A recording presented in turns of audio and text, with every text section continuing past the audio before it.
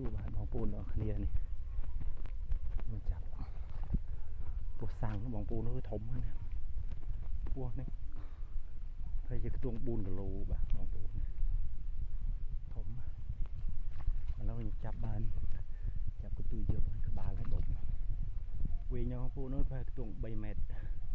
4 เมตร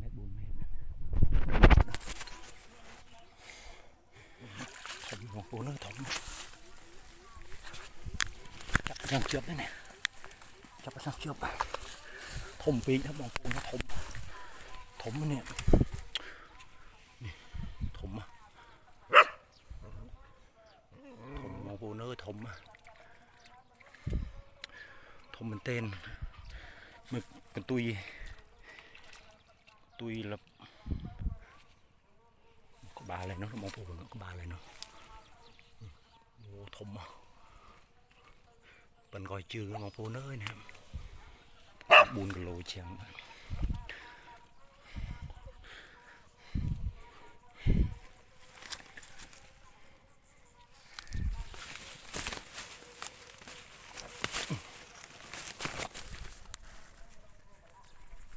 cái đứa ơi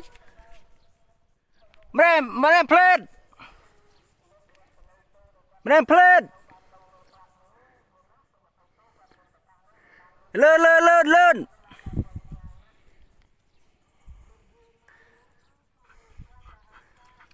rút lên mà em plate mù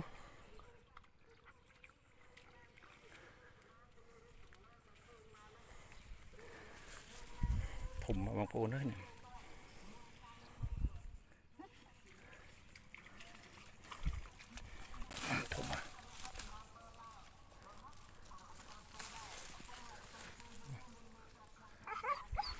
tui bằng phô mình tui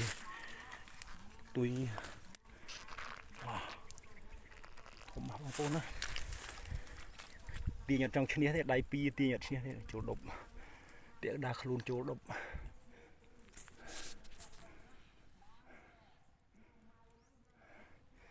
จับประจังเจียบนี่นะถมคลังเตียน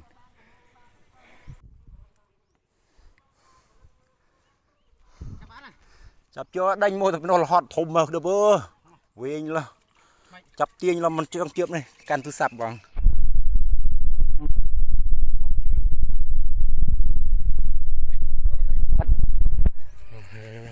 ยิงจังจังก็การตบเพียบจับปูดังโมเราโซ่นี่นี่ดังมองเห็นจะบ้าผม7 กิโลแล้วนี่ผมนี่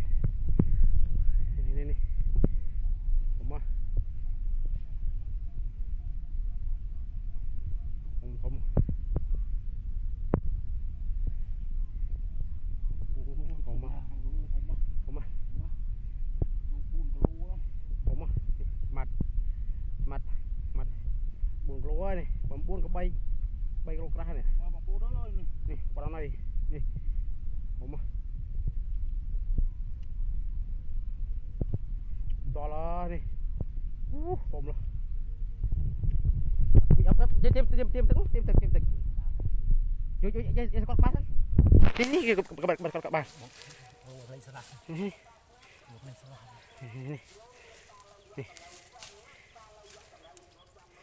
das mas kol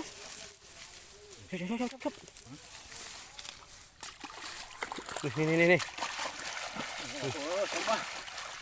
ทม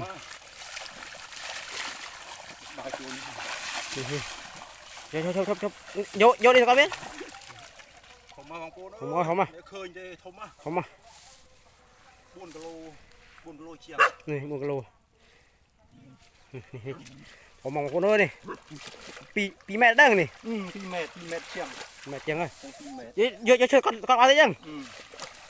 ดัดก่อนเป็นน้องตึ้งหางใส่ดิ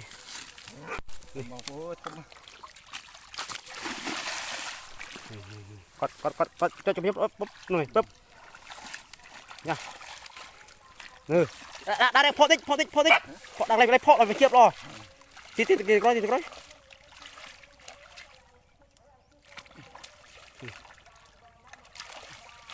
Thiệt rồi.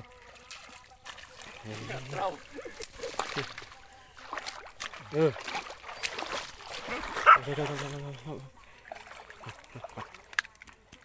tích เกือบบัด thôi mình nhom còn mình thay chậm mình còn mình thôi nhom còn ơi mình thay chậm thêm một chân tịch lấy phọ tịch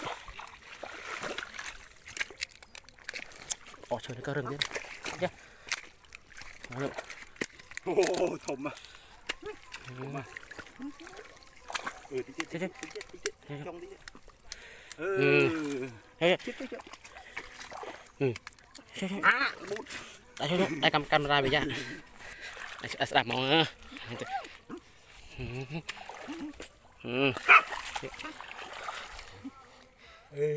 ้านโอเค